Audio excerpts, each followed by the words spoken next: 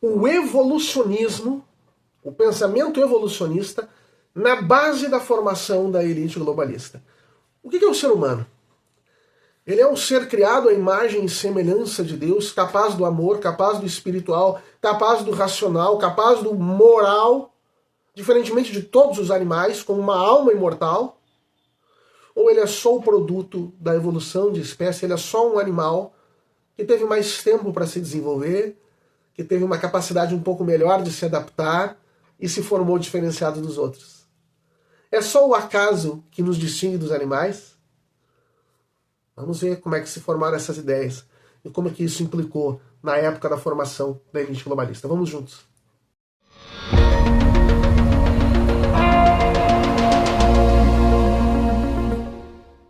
Olá, paz de Jesus, que bênção, estamos novamente juntos, Deus abençoe a todos. Eu sou Manuel Guimarães, da comunidade Paz e Mel, e nós estamos aqui juntos novamente para conhecer, enfrentar, superar, quem sabe, esses desafios para o cristão no século XXI, essa tentativa de entender a realidade que nos cerca e nos orientar de forma cristã diante dela. E nós estamos falando sobre a elite globalista que, digamos assim, detém o poder no Ocidente, né? Ocupa os principais cargos da Organização das Nações Unidas, de diversos entes internacionais, da OEA aqui nas Américas, da União Europeia, enfim.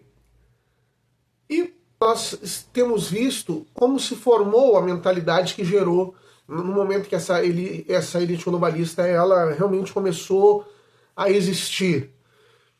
Dissemos que houve uma confluência de diversos fatores e nós estamos vendo sim os fatores mais, digamos assim, intelectuais que a geraram. Vimos a evolução da filosofia ou a involução da filosofia, a desconfiança cada vez maior que a filosofia tem postado da dificuldade, da irracionalidade da realidade à nossa volta, da incognoscibilidade da realidade, né, da incapacidade do ser humano de conhecer como as coisas realmente são. Semana passada vimos bastante a evolução da astrofísica, né, vários pontos da astrofísica que pareciam contrariar a visão bíblica do Gênesis, da criação e cristã do universo.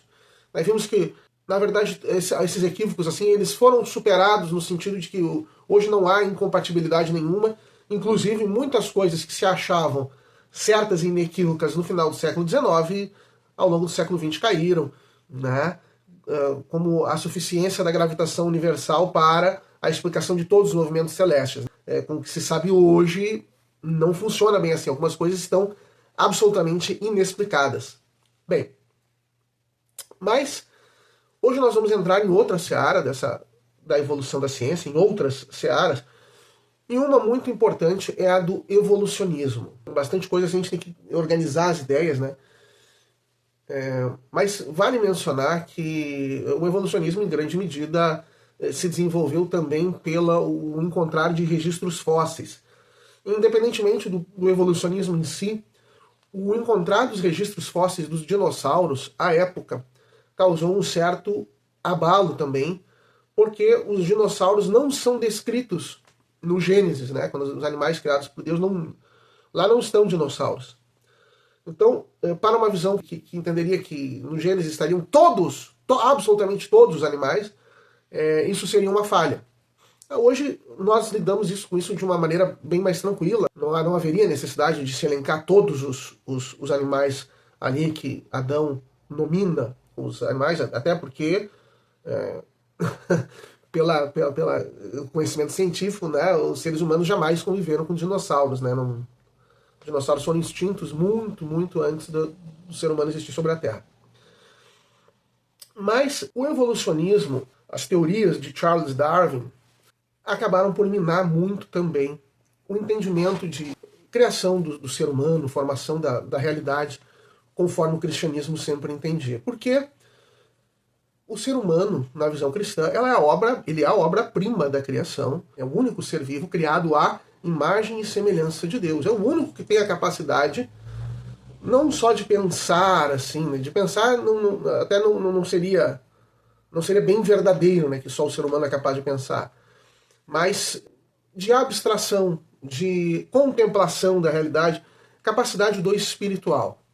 Ele é um ser diferenciado dos demais. Dentro da visão cristã, se tinha uma visão bem mais ampla disso, né? Parece que hoje em dia e nos últimos séculos, parece que isso se reduz só a uma maior capacidade do ser humano de modificar o meio à sua volta para adaptá-lo às suas necessidades. Isso existe, mas não é só isso. O ser humano tem muitas outras capacidades que o diferenciam demais de qualquer outro ser vivo. Mas o evolucionismo, ele acaba, não pela intenção de Charles Darwin, não era a intenção dele, mas foi a intenção de muitos seguidores dele,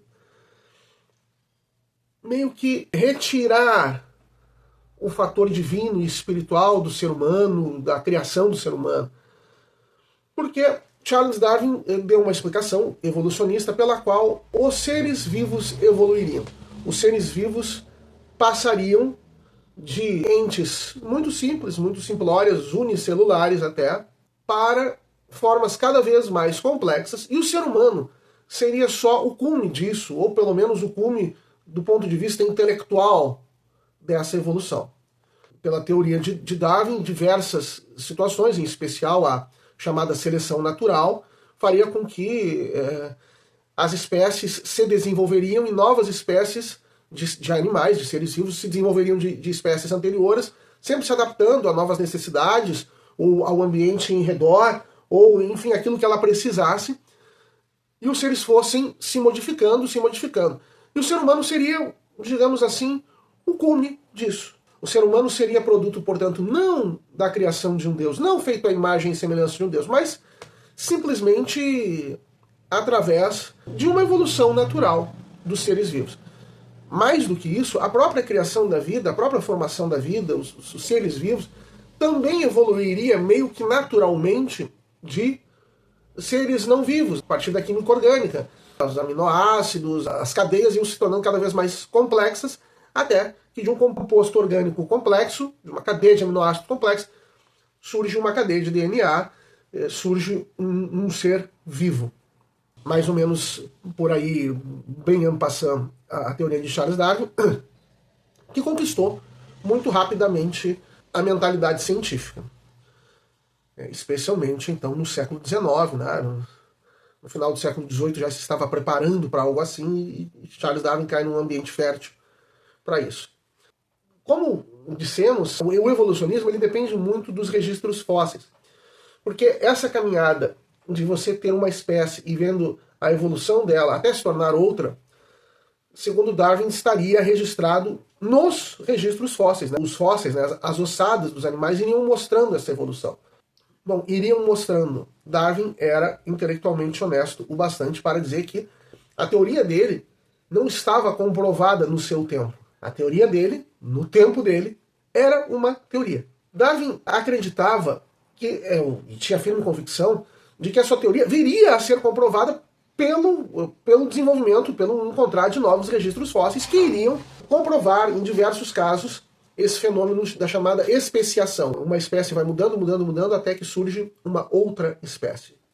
Bem, e no tempo de Darwin, houve um outro cientista chamado Ernest Haeckel, que fez diversos trabalhos, diversos estudos, e um dos estudos era sobre os embriões. E Haeckel dizia que os embriões dos diversos animais eles eram tão parecidos que eles comprovariam esse evolucionismo que Charles Darwin apregoava. Assemelhando muito os embriões humanos a certos embriões de animais, os embriões de animais entre si, se verificaria que realmente todos têm uma origem comum. Então, de Darwin, que é aquela ideia de que a partir de um único ser unicelular, evoluindo, foi surgindo, então é como se fosse uma sementinha e vai gerando uma árvore frondosa e para cada lado as especificações das espécies. Então, muito bem, passados mais de um século e meio, o fato é que os registros fósseis não comprovaram aquilo que Darwin previa. Nós não temos hoje uma comprovação de registros fósseis como Darwin imaginava para comprovar essa situação da especiação. Os elos perdidos, já dizia Chesterton, continuam perdidos. E o argumento de Ernest Haeckel, Haeckel, se Charles Darwin sempre foi intelectualmente honesto, o mesmo não se pode dizer de Ernest Haeckel. ele foi processado porque se verificou que ele fraudou cientificamente os estudos dele sobre embriões para forçar aquela similitude que ele apregoava. Até hoje, em muitos livros de biologia, nós temos aquelas tabelas de embriões, aquelas figuras de embriões de Haeckel distorcidas, equivocadas, falsas, fraudadas, como uma comprovação do evolucionismo. Bem, não que o evolucionismo esteja descartado, mas ele também não está comprovado como se imaginava que ele estaria ao nosso tempo.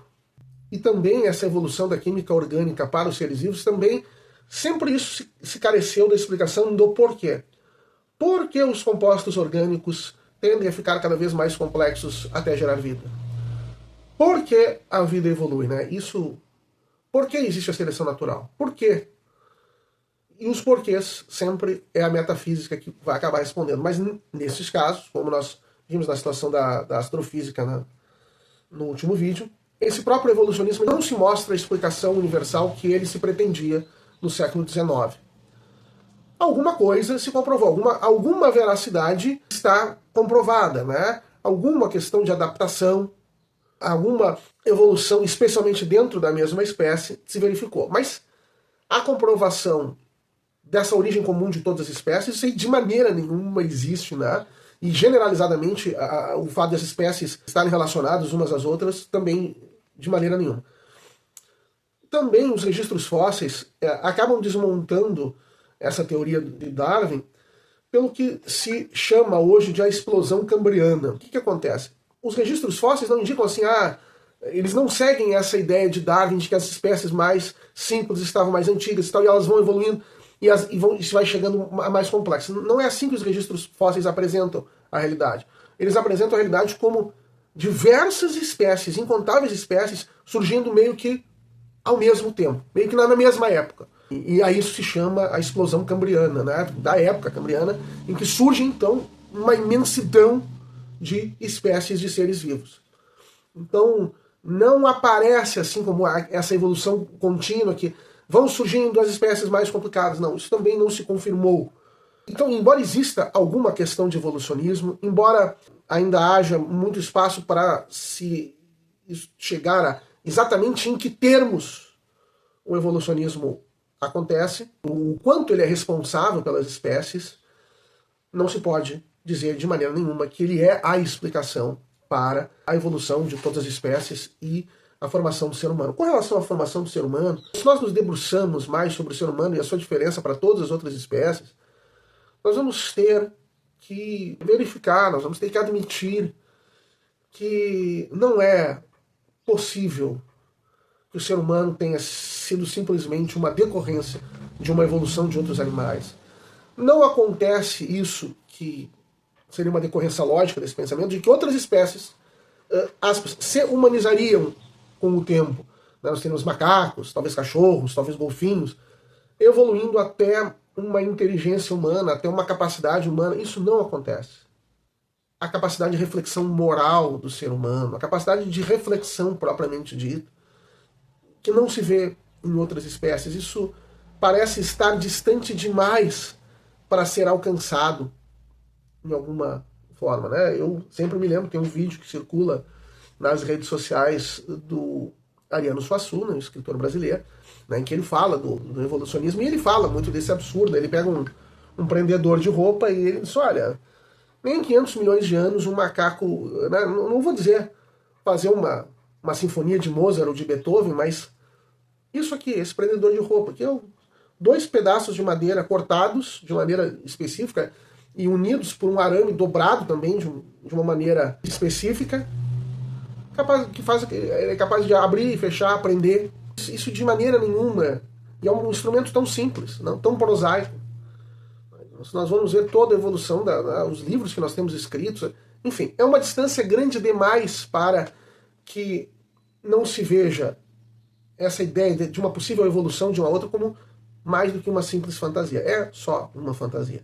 Então, mas na época, no final do século XIX, isso aparecia como, Então não foi Deus que criou o homem. Veja que sempre acaba diminuindo o próprio ser humano também. Porque o fato de ser humano ser o único criado à imagem e semelhança de Deus, ser o único que tem uma alma imortal que o permite, que lhe dá essas capacidades superiores, a capacidade de contemplação, né, a capacidade de reflexão moral, a capacidade de reflexão espiritual, isso são fontes de dignidade do ser humano, e tudo isso se desmancha com essa ideia evolucionista. O ser humano é só mais um animal. Não é estranho que daí não se decorra a justificativa de muitos comportamentos animalescos do ser humano. Ah, não! Então se o ser humano ele se torna um predador sexual, ele se torna violento e tal, isso é da sua natureza, porque ele é só um animal que evoluiu um pouco mais.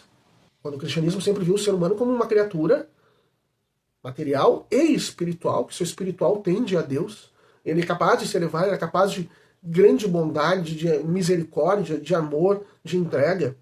Tá? E tudo isso se perde nessa visão evolucionista também. Graças a Deus. Como dissemos, alguma coisa desse evolucionismo existe, mas ele não serve para a explicação universal do ser humano, de quem ele é e como ele chegou a ser. Ok?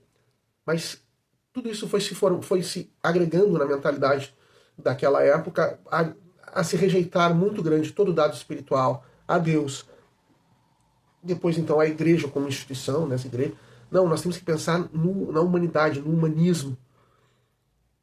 Tudo isso vai estar na base da criação, da formação da elite globalista. Tá bem? Se você gostou, curta, compartilhe, comente, divulgue, se inscreva no canal. E nós vamos seguindo, estudando para entender a realidade à nossa volta, esses desafios para o cristão no século XXI. Paz de Jesus, Deus abençoe e até a próxima.